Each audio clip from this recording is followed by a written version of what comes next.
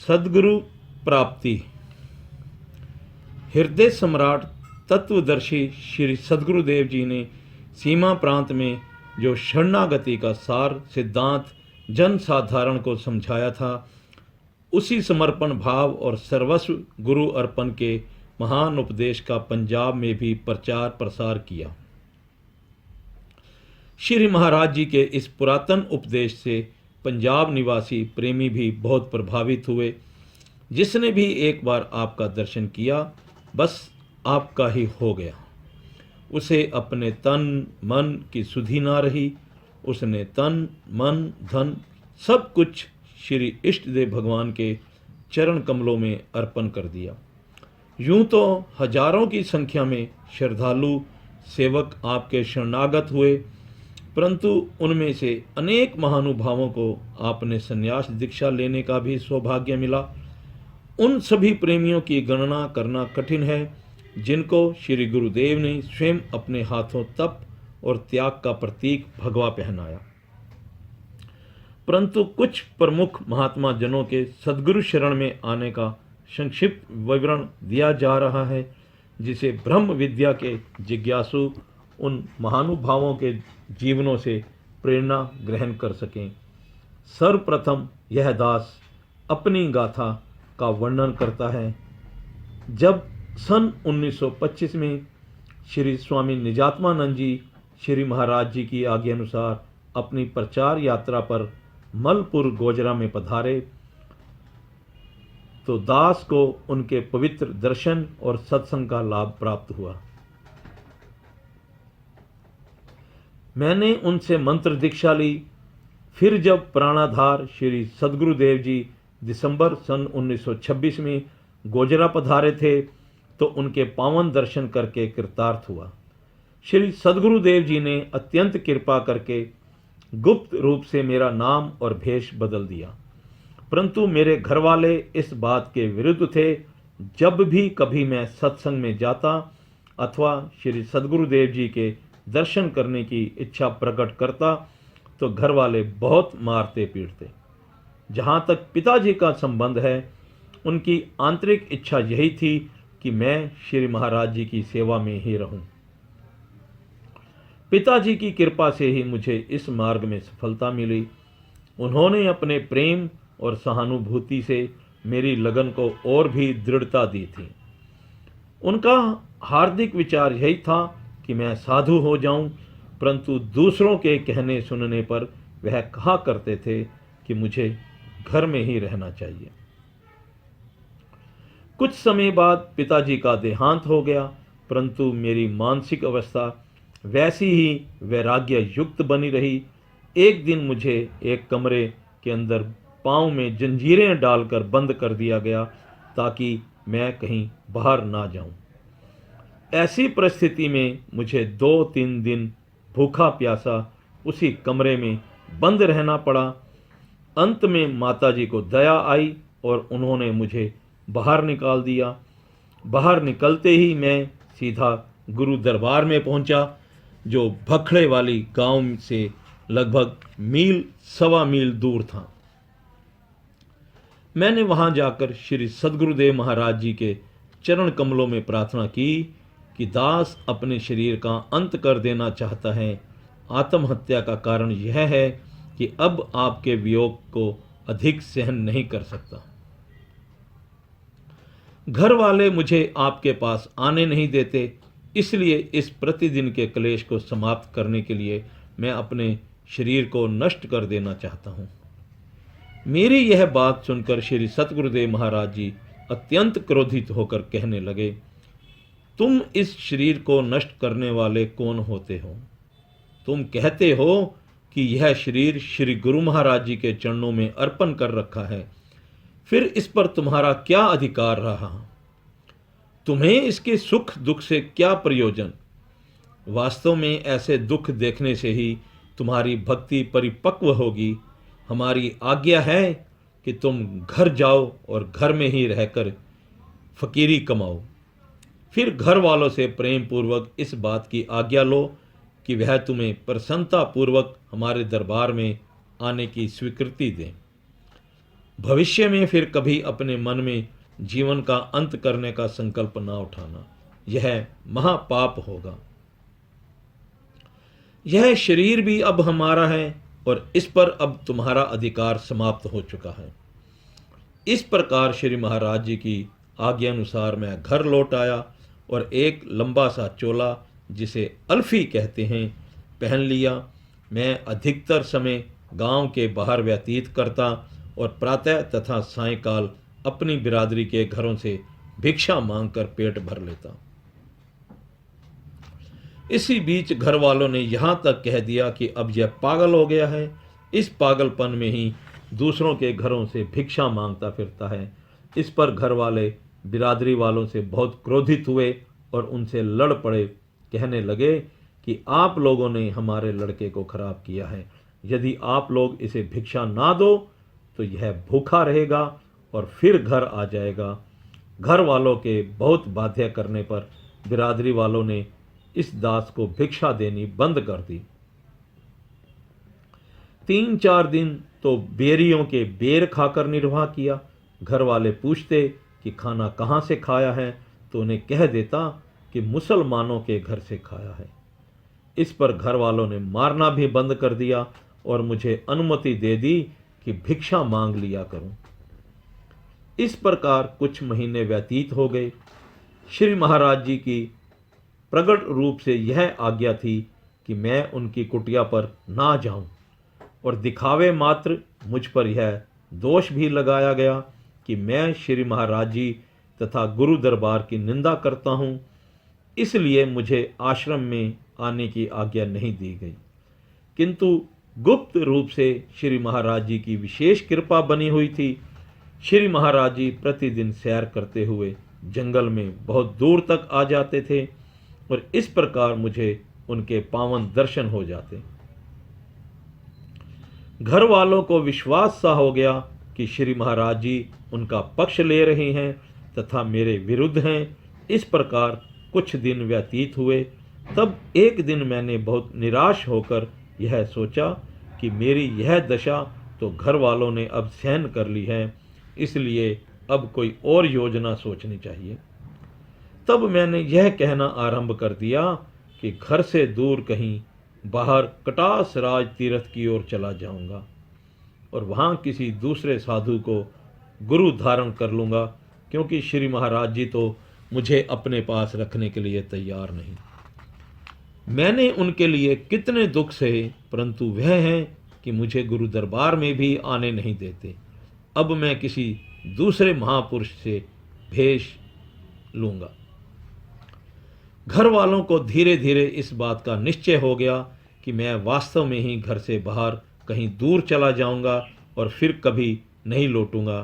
तब उन्होंने मुझे यह कहना आरंभ कर दिया कि तुम बाहर ना जाओ, श्री सतगुरुदेव महाराज जी के पास चले जाया करो। मैंने उन्हें कह दिया अब मैं उनके पास नहीं जाऊंगा, क्योंकि श्री सतगुरुदेव महाराज जी मुझे अपने पास रखने के लिए तैयार नहीं। घर वालों ने जब यह परिस्थिति देखी तो आपस में परामर्श करके श्री सतगुरुदेव महाराज जी के पास मुझे पहुंचाने तथा प्रार्थना की कि वह मुझे अपने पास रख लें। श्री महाराज जी ने इनकार करते हुए कहा कि मैं आपका पुत्र अपने पास कैसे रखूं? आपने मेरी तथा गुरु दरबार की बहुत निंदा की है। आप लोग तो कहते थे कि मैं लोगों के घर उजाड़ता फिरता हूँ। मैंने आपके लड़के को उजाड़ा है। मैं तो आपके पुत्र को अपने मुंह लगाने के लिए तैयार नहीं। उसके लिए यहाँ कोई स्थान नहीं। किंतु यह सब बातें दिखावे मात्र थी और यह एक प्रकार से सतगुरुदेव महाराज लीला कर रहे थे। आंतरिक रूप से श्री सतगुरुदेव महाराज जी का कृपा में हाथ मुझ पर बना हुआ था और उनकी प्रसन्नता का प्रसाद सदा मिलता रहता था। उन्हीं दिनों मेरी अवस्था कुछ विचित्र सी हो गई। बाल बहुत बढ़ गए थे और जहाँ बैठता घंटों वहीं बैठा रहता। यद्यपि श्री महाराज जी की आज्ञा अनुसार उनके विशेष भक्त मेरे पास आते रहते थे और श्री महाराज जी का यश वर्णन करते रहते थे, किंतु उनके चले जाने के बाद मैं कई बार सोचता कि यह जीवन भी क्या जीवन है। श्री महाराज जी अपने पास आने नहीं देते। तब सब ओर से निराश होकर मन भजन सिमरन में युक्त रहने लगा। इसी मस्ती और मजजूबी की अवस्था में एक दिन पीलू के वृक्ष के नीचे बैठे, ऐसी ही अवस्था में मैंने स्वाभाविक कह दिया, चल चले। यह कहने की देर थी तो पीलू का वृक्ष मेरे साथ चलने लगा। इसी प्रकार यदि दीवार से कहा तो दीवार चलने लगी। तब श्री सतगुरुदेव महाराज जी ने ध्यान में दर्शन देकर कहा, यह बेकार कार्य है, इधर ध्यान मत दो। यह शक्ति का गलत प्रयोग है। एक प्रकार से यह बच्चों का खेल है। गुरु आज्ञा को शिरोधार्य करके मैंने उस ओर से रुचि बिल्कुल हटा ली। श्री महाराज जी का प्रेमी सेवक श्री कुंदन सिंह पहाड़िया प्रत्येक रात्रि को मेरे पास आता और श्री महाराज जी का भेजा हुआ प्रसाद दे जाता था। गुप्त रूप से श्री महाराज जी ने संगत की सेवा मेरे जिम्मे लगा दी। मैं गांव में जाकर संगत के लिए घर घर से बिस्तरे इकट्ठे करता और प्रतिदिन 300-400 प्रेमियों को विश्राम करवाता था। मेरी मजजूबी की उस अवस्था को देखकर घर वालों ने यह घोषणा कर दी कि इसका दिमाग खराब हो गया है। एक संबंधी ने दास के बड़े बाल देखकर कहा कि सिर धो डालो। फिर स्वयं ही उसने सिर धो डाला और तेल लगा दिया, जिससे बाल चमक उठे। परंतु मुझे यह सब अच्छा ना लगा। मैंने चूल्हे से उपलों की राख उठाकर अपने सिर में डाल ली। एक रात्रि को मैं इसी प्रकार लेटा हुआ था कि सिर में बहुत सी चींटियां चढ़ गई। संगत ने आकर जगाया और देखा कि सिर तो चींटियों से भरा हुआ है। मजजूबी की अवस्था के उस आनंद को कैसे वर्णन किया जा सकता है। श्री सतगुरुदेव महाराज जी की दास पर इतनी कृपा बनी हुई थी कि दूर बैठे हुए भी उनसे वार्तालाप कर लेता और प्रत्येक समय अपने आप को उनके चरण कमलों में बैठा हुआ अनुभव किया करता था। अब परिस्थिति यह थी कि घर वालों श्री सतगुरुदेव महाराज जी के चरणों में मुझे भेंट करने के लिए तैयार हो गए, परंतु प्रकट रूप से श्री महाराज जी स्वीकार नहीं कर रहे थे। एक दिन गांव के बाहर कफनी ओढ़े मैं बैठा हुआ था कि माताजी गली मोहल्ले की कुछ स्त्रियों को साथ लेकर मेरे पास पहुंची और बोली कि अब क्या विचार है। मैंने उत्तर दिया, अब पता नहीं कहाँ चला जाऊं। तब उन्होंने मेरे सिरहाने खड़े होकर स्यापा करना आरंभ कर दिया। यह माताजी की ओर से मेरे विरुद्ध अंतिम वार था। माताजी कहने लगी, मेरे लिए तो तू मर गया। माताजी स्यापा कर रही थी और मैं अपने आप को श्री सतगुरुदेव महाराज जी के चरणों में बैठा अनुभव कर रहा था। मैंने माताजी से कहा, अब आपने मुझे मुर्दा समझ ही लिया है, इसलिए मुर्दा कभी घर नहीं जाता। मेरी यह बात सुनकर माताजी बोली, यदि तुम्हारा यही निश्चय है कि घर नहीं जाना तो मैं तुम्हें श्री सतगुरुदेव महाराज जी के चरण कमलों में अर्पण कर दूंगी। तुम कहीं बाहर ना जाओ। यदि तुम उनके पास रहोगे तो मैं कभी ना कभी तो तुम्हें देख ही लिया करूंगी। माताजी की यह बात सुनकर मैं घर आ गया और एक कोने में आसन लगाकर बैठ गया। रात्रि को श्री महाराज जी के फिर दर्शन हुए और वह कहने लगे, घर वालों से कह दो कि 4-5 गांव के नंबरदारों और सम्मानित व्यक्तियों को साथ लेकर आएं और प्रार्थना करें तथा इस बात का प्रमाण उपस्थित करें कि वह अपनी प्रसन्नता से अपने लड़के को उनके चरणों में भेंट कर रहे हैं। प्रातःकाल ठीक वैसा ही हुआ। अनेक गांव के नंबरदार और 300-400 दूसरे व्यक्तियों को साथ लेकर दास के परिवार के सब लोग गुरु दरबार में पहुंचे। माताजी ने प्रार्थना की, हे सतगुरुदेव महाराज जी, आप इसे स्वीकार करें। इस बीच हमने आपके विरुद्ध जो कुछ कहा है, कृपा करके आप उसे क्षमा करें और इस लड़के को अपने पास रखें।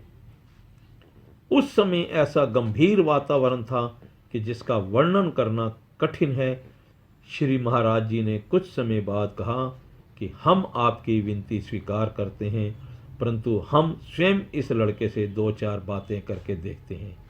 श्री महाराज जी ने दास से संबोधित होकर कहा, तुम इन 3 वर्षों में हमारी तथा गुरु दरबार की बहुत निंदा कर रहे हो। तुमने माता पिता को बहुत कष्ट दिया है, जिससे गुरु दरबार की बहुत हानि हुई है। इसलिए हम तुम्हें अपने पास कैसे रख सकते हैं, तुम ही उत्तर दो। दास ने बहुत नम्रता पूर्वक प्रार्थना की। दास ने जो कुछ किया अथवा कहा है उसके लिए आप मुझे क्षमा करें। श्री महाराज जी, मुझसे आपका वियोग सहन नहीं हो पाता था और आप मुझे अपने पास रखने के लिए तैयार नहीं थे। इसलिए ऐसी अवस्था में मैं क्या कुछ कहता तथा करता रहा, उन सभी बातों के लिए मुझे क्षमा किया जाए। मैं भविष्य में सदा श्री चरणों की सेवा करता रहूँगा। तब श्री महाराज जी बोले, अच्छा, तुम्हें भेष दे दिया जाए। फिर कुछ रुक कर कहने लगे, हम तुम्हें अपने हाथों से भेष नहीं देंगे। अच्छा यही है कि तुम घर लौट जाओ और विवाह इत्यादि कर लो और मौज से जीवन व्यतीत करो। इस पर माता जी ने प्रार्थना की, इसे आप अवश्य भेष दे दें, नहीं तो यह घर से कहीं दूर चला जाएगा। इसलिए आपसे यही विनती है कि आप इसे संन्यास भेष प्रदान करें। श्री सतगुरुदेव महाराज जी बोले, हम इसे अपने हाथों से भेष नहीं देंगे, तुम भेष दे दो। बोलो, क्या तुम इसे भेष देने को तैयार हो? माता जी ने हाँ कह दी। तब श्री महाराज जी ने एक लंबी सी भगवे रंग की सिली हुई कफनी मंगवाई और माता जी को देते हुए कहा कि तुम्हारी इच्छा हो तो तुम अपने हाथों से इसे भेज दे दो। श्री महाराज जी की आज्ञा अनुसार माता जी ने कफनी दास के गले में डाल दी। उस समय रात्रि के 12-1 बजे थे। लगभग 200-300 साधु और 2000 से अधिक संगत उपस्थित थी। तब श्री सतगुरुदेव महाराज जी माता जी को संबोधित करके बोले, जानती हो कफनी अथवा कफन किसको पहनाया जाता है? माता जी ने उत्तर दिया, मुर्दे को। श्री महाराज जी ने पूछा, क्या अब तुम्हारा पुत्र तुम्हारे लिए मर गया है? हाँ महाराज, मेरे लिए मेरा पुत्र मर गया है। श्री महाराज जी बोले, यदि यह वास्तव में ही मर गया है तो यह कौन बैठा है?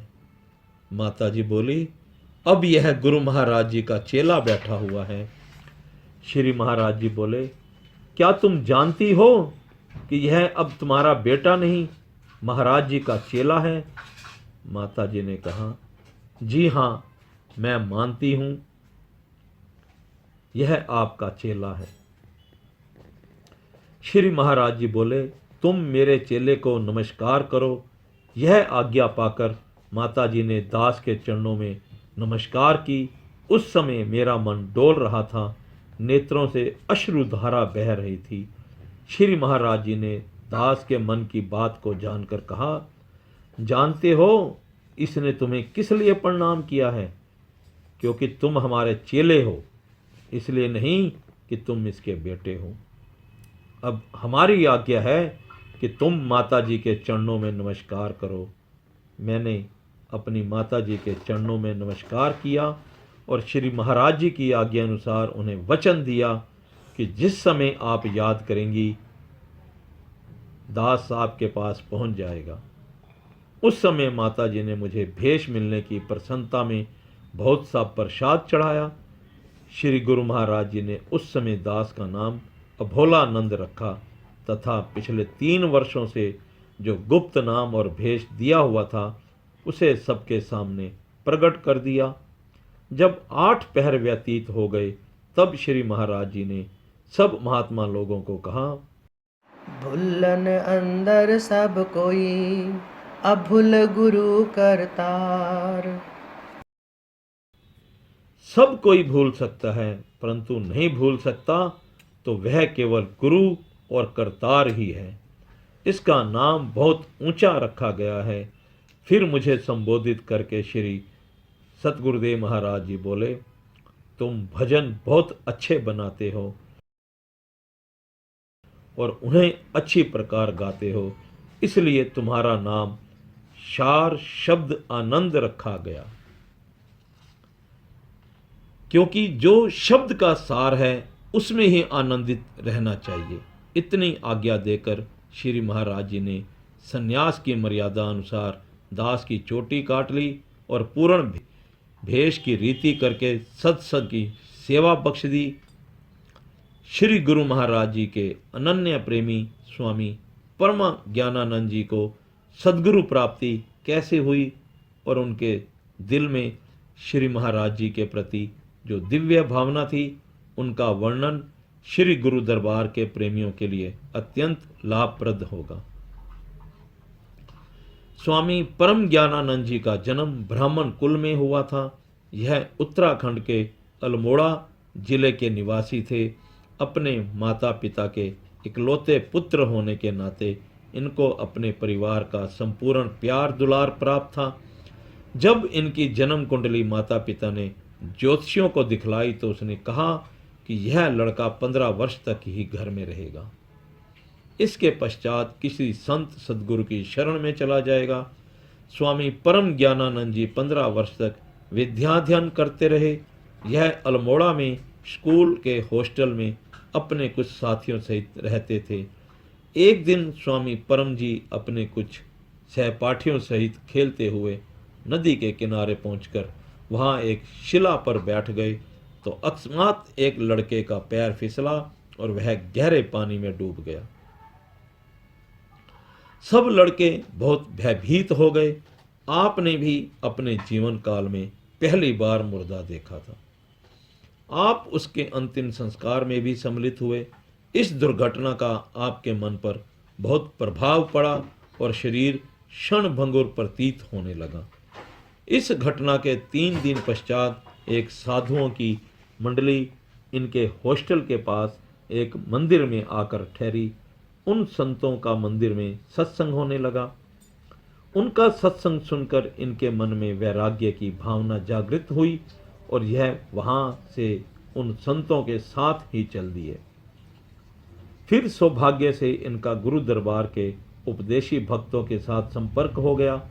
आप उनसे प्रेरणा पाकर लाहौर पहुंच गए।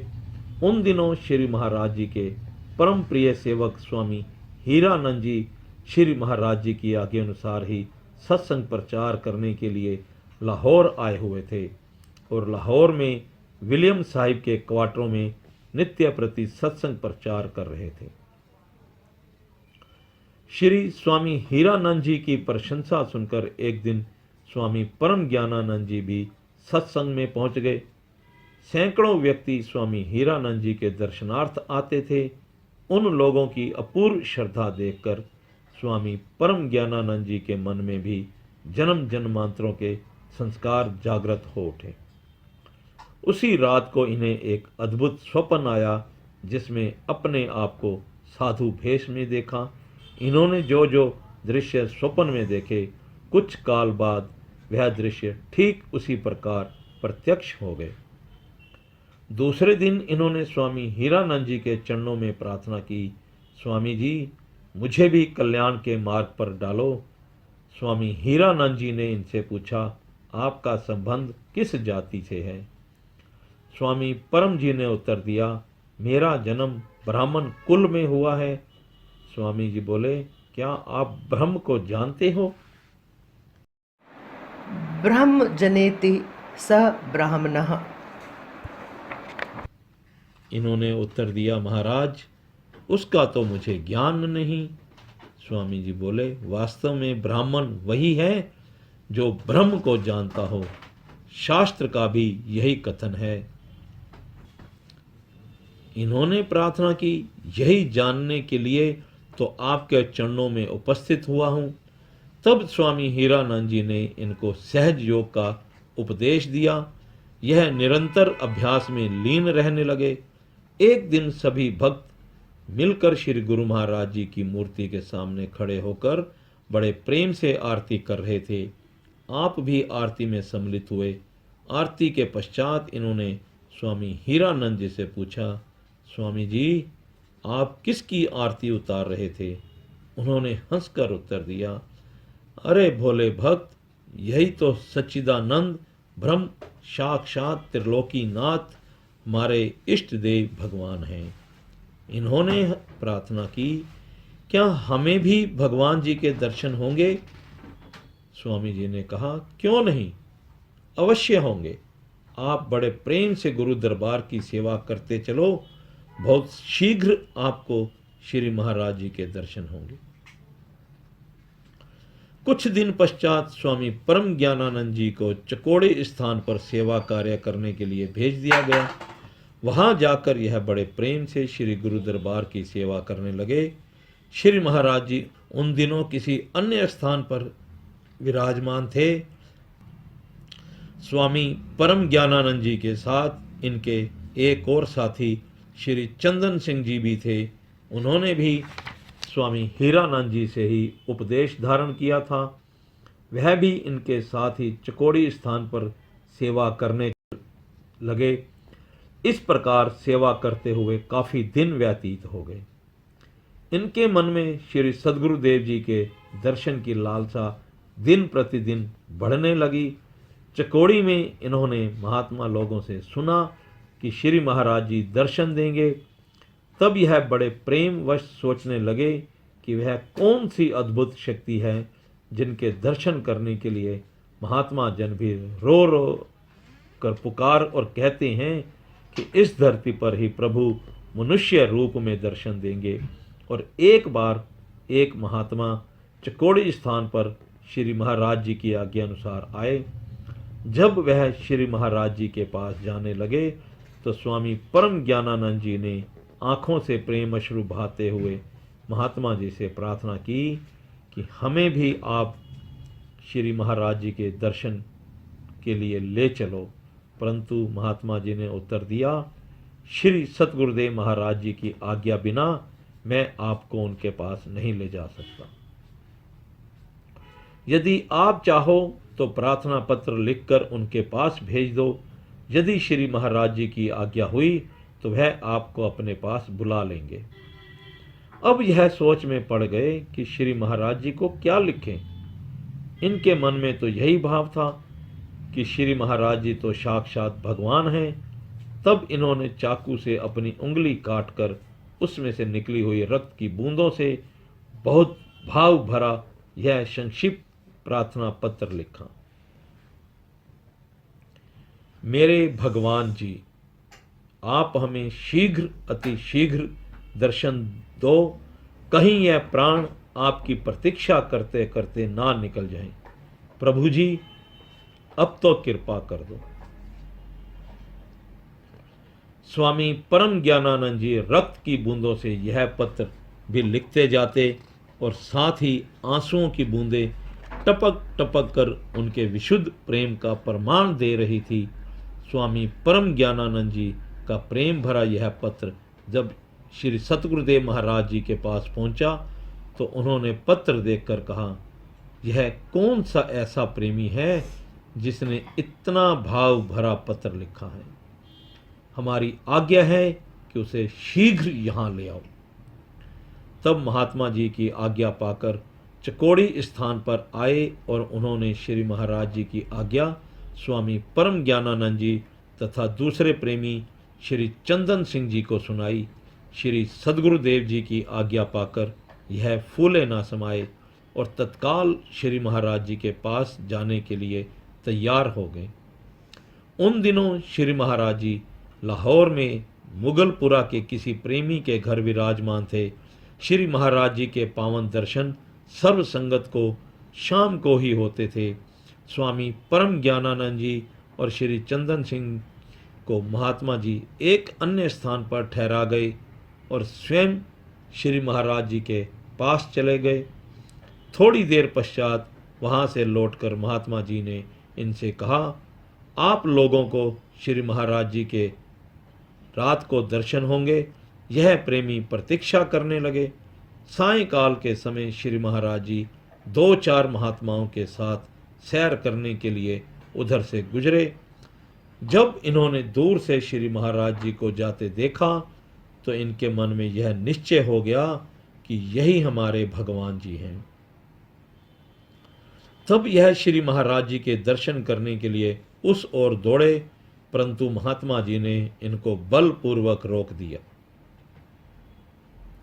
रात्रि को नियमानुसार श्री महाराज जी का सत्संग हुआ। सत्संग के पश्चात बारी बारी नए प्रेमियों को श्री महाराज जी अपने पास बुलाकर उनकी कुशल क्षेम पूछने लगे। श्री महाराज जी एक कमरे में पलंग पर विराजमान थे।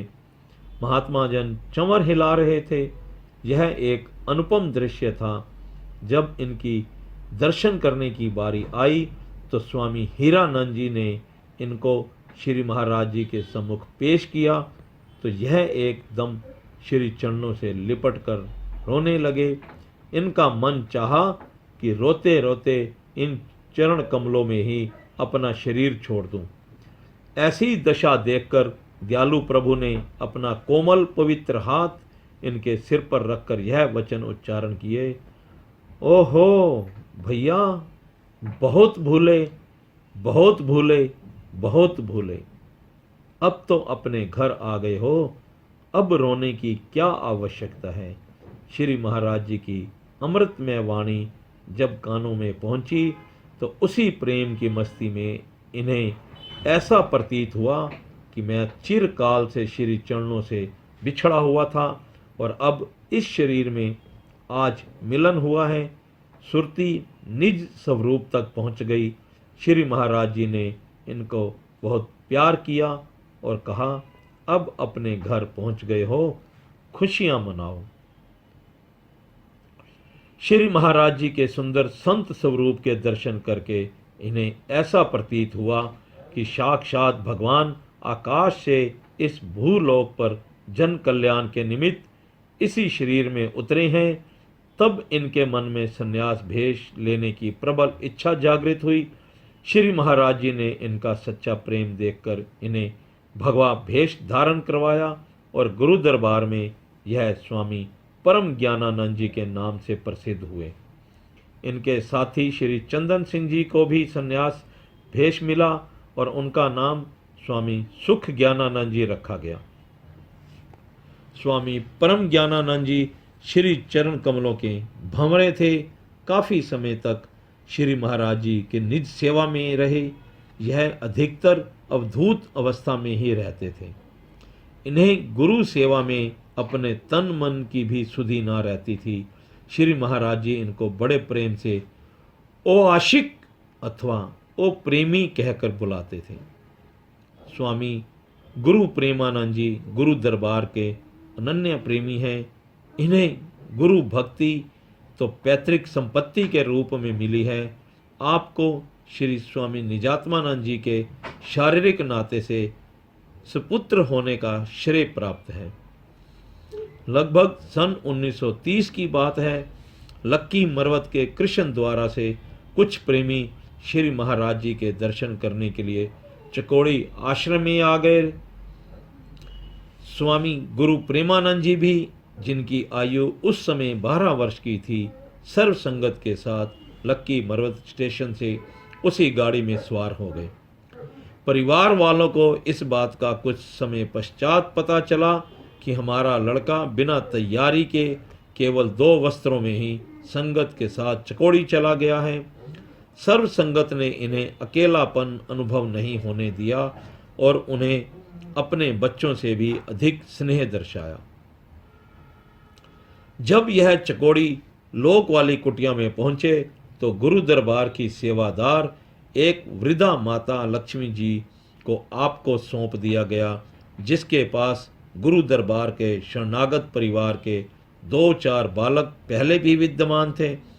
माता लक्ष्मी जी ने इन्हें नहला धुलाकर वस्त्र इत्यादि बदल दिए और तुरंत ही संगत के साथ श्री सद्गुरुदेव जी के चरण कमलों में उपस्थित कर दिया।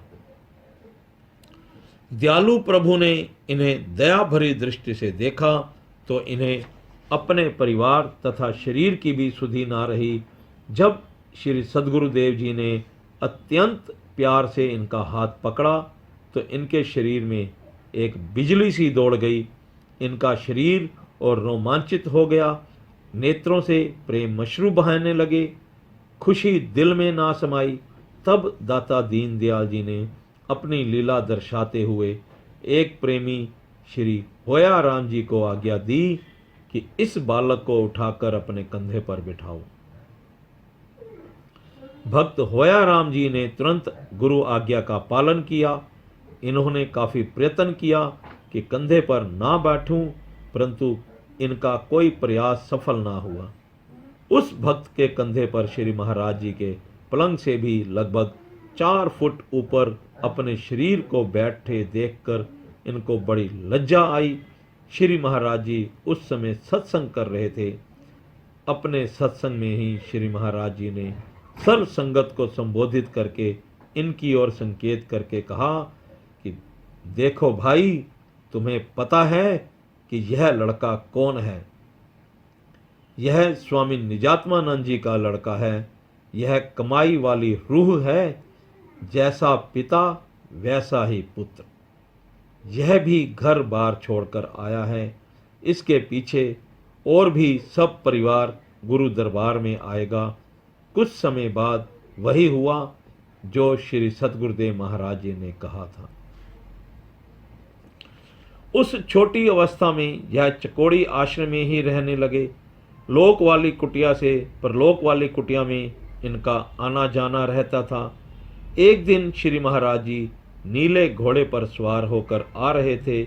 उनके पीछे महात्मा जन तथा सर्व संगत भजन संकीर्तन करती हुई चली आ रही थी। श्री महाराज जी के अनुपम दर्शन करते ही इन्होंने कुछ बालकों सहित उस पग धूलि में ही दंडवत प्रणाम कर दिया। श्री महाराज जी ने इन्हें शुभ आशीर्वाद देते हुए उठने की आज्ञा प्रदान की। पसीने और मिट्टी से इनके वस्त्र भरे हुए थे और सारे शरीर का रूप ही बदल चुका था। इनकी ऐसी आकृति देखकर लीलाधारी भगवान अपनी हंसी को ना रोक सके और उसी हास्य मुद्रा में इन्हें भूत भूत भूत कहकर पुकारने लगे।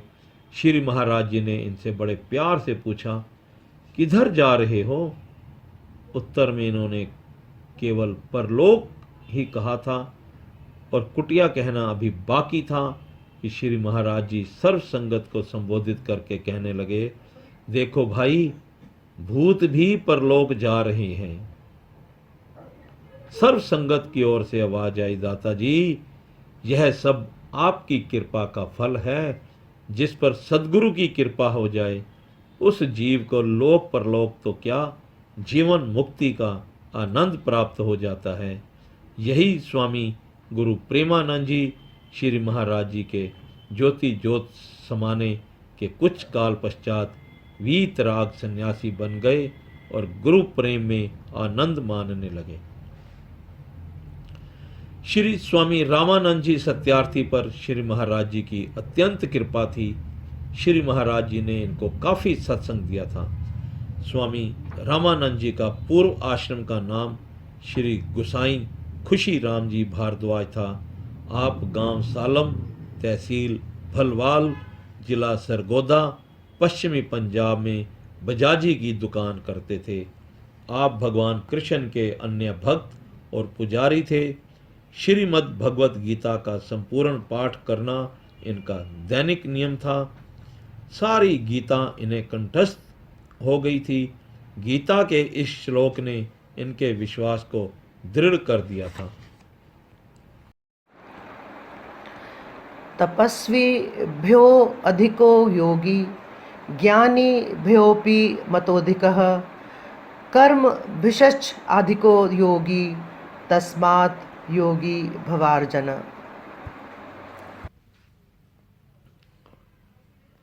इस श्लोक के आधार पर इनकी योग विद्या प्राप्ति की लगन प्रतिदिन बढ़ती गई और इसी कारण आप कई बार ऋषिकेश, हरिद्वार और तपोवन इत्यादि स्थानों में गए और वहाँ इन्होंने कई महात्माओं से सत्संग प्राप्त किया, किंतु इन्हें ध्येय प्राप्ति ना हुई। अंत में एक रात को आप भगवान कृष्ण की मूर्ति को सामने रखकर दंडवत प्रणाम करके बैठ गए और भगवान श्री कृष्ण से बहुत प्रार्थना की कि आप योग विद्या की प्राप्ति के लिए कोई साधन बताइए। इस प्रकार प्रार्थना करते करते बहुत समय व्यतीत हो गया और इनके नेत्रों से अश्रुधारा बहने लगी। लगभग रात्रि 2 बजे का समय था कि इनके मस्तिष्क में एक आश्चर्यजनक प्रकाश हुआ और इन्हें ऐसा प्रतीत हुआ जैसे कोई कह रहा हो, लाला देवी दितामल के पास जाओ। इन्होंने अपनी शुद्धि बुद्धि संभाली और चकित हुए। उनकी जिज्ञासु का लाला देवी दितामल से क्या संबंध। फिर उसी दशा में उठकर इन्होंने दुकान का दरवाज़ा बंद किया और लाला देवी दितामल जी के पास चले गए। यहाँ यह बात सिमरन रहे कि लाला देवी दितामल जी सालम गांव के एक योग्य सज्जन थे और गांव के सभी हिंदू मुसलमान उनका आदर करते थे। उन्होंने लाला देवी दितामल की दुकान पर जाकर द्वार खटखटाया और उन्हें जगाकर अपनी मनोकामना प्रकट की। लाला देवी दितामल जी ने कहा, इस विषय में मैं कुछ जानता तो नहीं, परंतु फिर भी आपके बताए हुए चिन्हों के अनुसार एक महात्मा चकोड़ी गांव, जिला गुजरात में कभी कभी आते हैं और उनसे मिल लो। यदि आपको उनसे कुछ लाभ पहुंच सकता है तो ले लो। मैं केवल इतना जानता हूं कि वे बड़े संत हैं, उनके उपदेश का मुझे पता नहीं। जब आएंगे तो मैं आपको बताऊंगा। दूसरे दिन प्रातः यह उठे और साइकिल पर सवार होकर चकोड़ी की ओर चल दिए।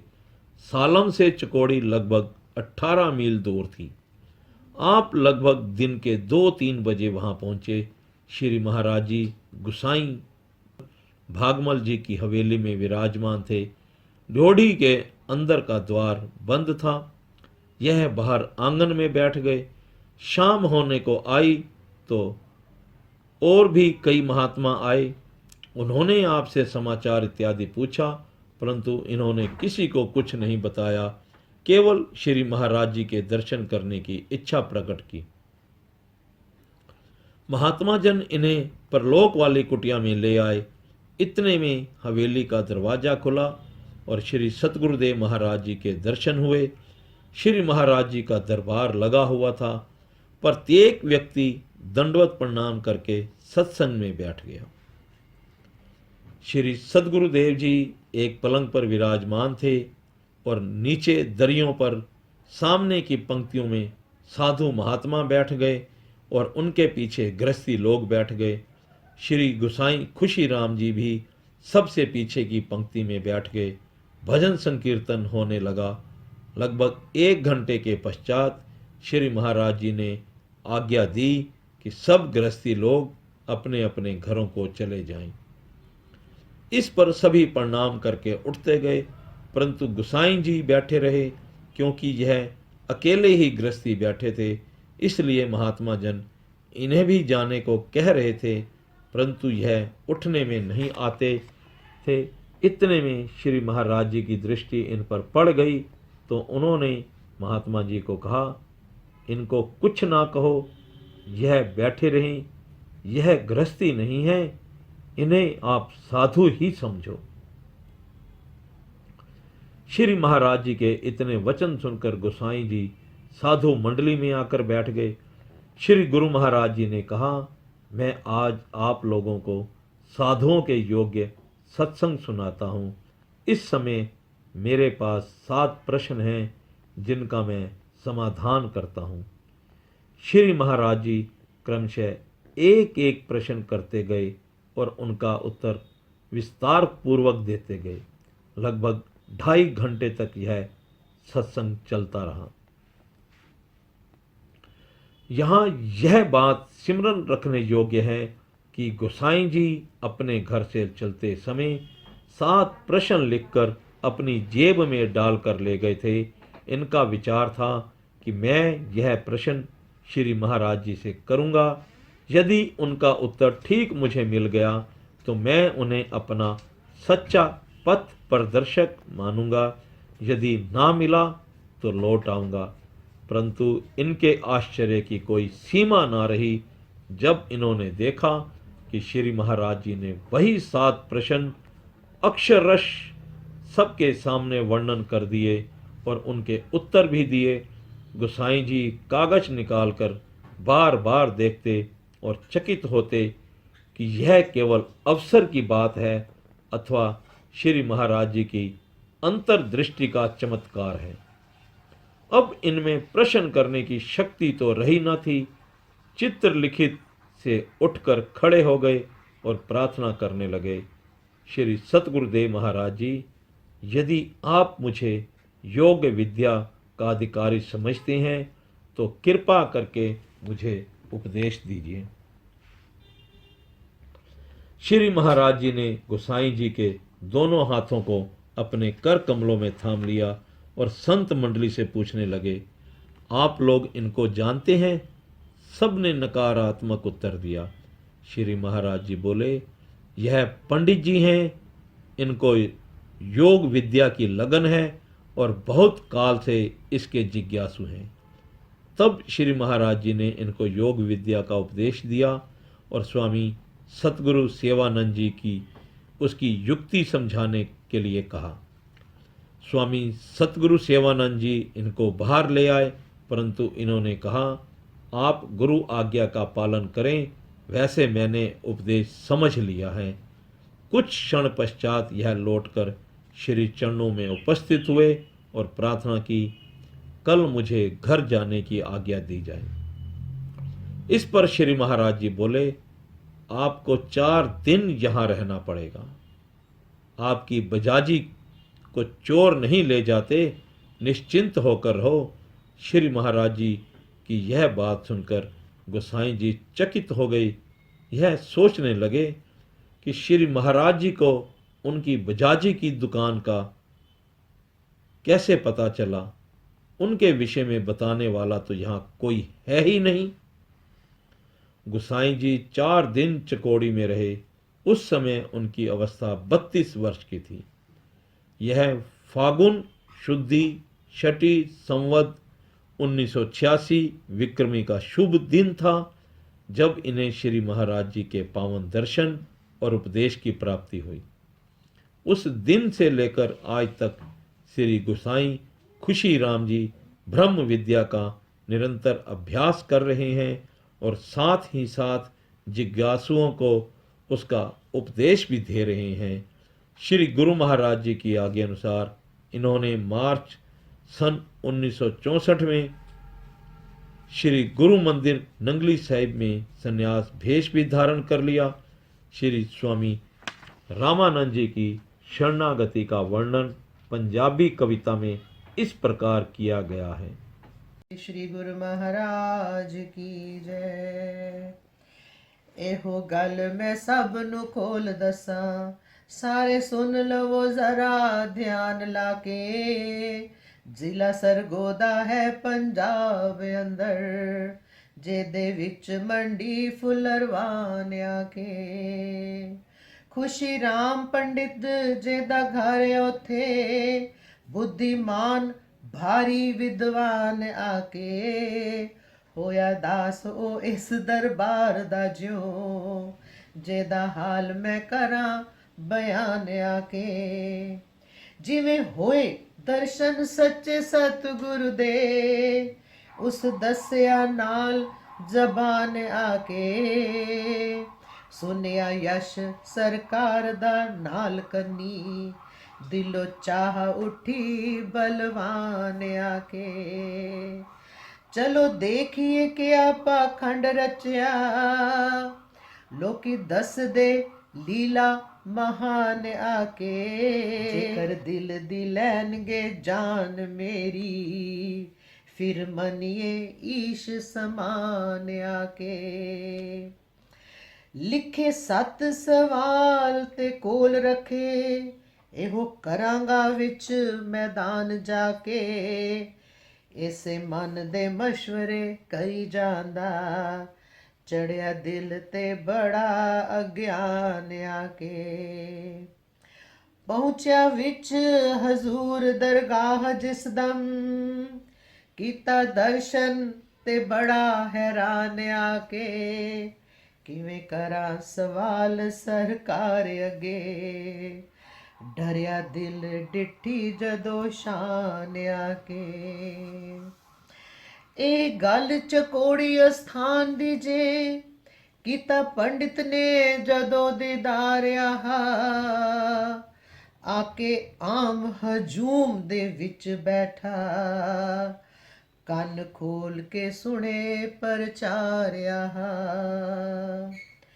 ਜਾਣੀ ਜਾਨ ਨੇ ਦਿਲ ਦੀ ਜਾਣ ਲਿੱਤੀ, ਮਿੱਠਾ ਬੋਲ ਕੀਤੀ ਗੁਫਤਾਰਿਆ।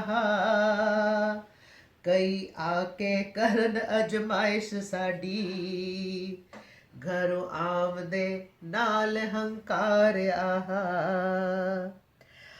ਆਖਿਰ ਖੋਲ ਕੇ ਸੱਤ ਜਵਾਬ ਦਿੱਤੇ, ਖੜਕੀ ਪ੍ਰੇਮ ਦੀ ਇਧਰੋਂ ਤਾਰਿਆ।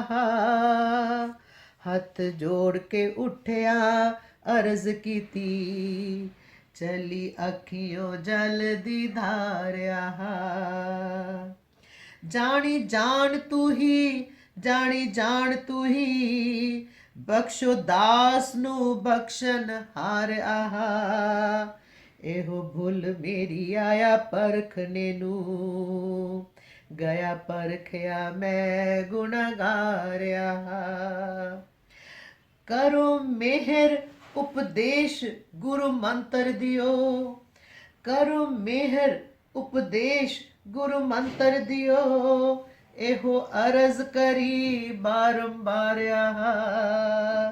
ਮੇਰਾ ਵਾਲੜੇ ਆਨ ਕੇ ਮਿਹਰ ਕੀਤੀ, ਦਿੱਤੇ ਦਿਲ ਦੇ ਭਰਮ ਨਿਵਾਰਿਆ। ਆਤਮ ਤਤਵ ਦਾ ਬੋਧ ਕਰਾ ਦਿੱਤਾ, ਦਸੀ ਸਹਿਜ ਸਮਾਧੀ ਅਪਾਰਿਆ। ਅਜੱਪਾ ਗਾਇਤਰੀ ਦਾ ਦਿੱਤਾ ਭੇਦ ਸਤਿਗੁਰ, ਅਨਹਦ ਸ਼ਬਦੀ ਵਜਦੀ ਤਾਰਿਆ। ਰਾਜ ਯੋਗ ਕਹਿੰਦੇ ਜਿਹਨੂੰ ਰਿਸ਼ੀ ਸਾਰੇ, ਉਹੀ ਦੱਸਿਆ ਭੇਦ ਨਿਤਾਰਿਆ। ਖਲਕਤ ਦੇਖ ਕੇ ਹੋਈ ਪ੍ਰਸੰਨ ਸਾਰੀ, ਮੂੰਹ ਬੋਲਦੇ ਜੈ ਜੈਕਾਰਿਆ। ਅੱਜ ਉਹੀ ਪੰਡਿਤ ਗੁਣ ਗਾਏ ਨਾਲੇ, ਜੋ ਜੋ ਬੀਤੀਆਂ ਇਸ ਸ਼ਰੀਰ ਉੱਤੇ। ਦਾਸਨ ਦਾਸ ਨੂੰ ਬਖਸ਼ਣਾ ਆਪ ਸਤਿਗੁਰ, ਦਾਸਨ ਦਾਸ ਨੂੰ ਬਖਸ਼ਣਾ ਆਪ ਸਤਿਗੁਰ। ਕਰਨੀ ਮਿਹਰ ਦੀ ਨਿਗਾਹ ਹਕੀਰ ਉੱਤੇ, ਕਰਨੀ ਮਿਹਰ ਦੀ ਨਿਗਾਹ ਹਕੀਰ ਉੱਤੇ।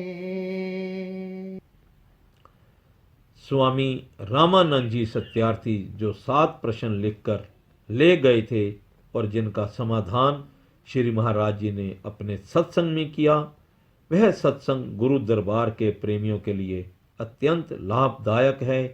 इसलिए सत्संग प्रकरण में वह प्रश्न और श्री महाराज जी द्वारा दिए गए उनके उत्तर दिए जा रहे हैं।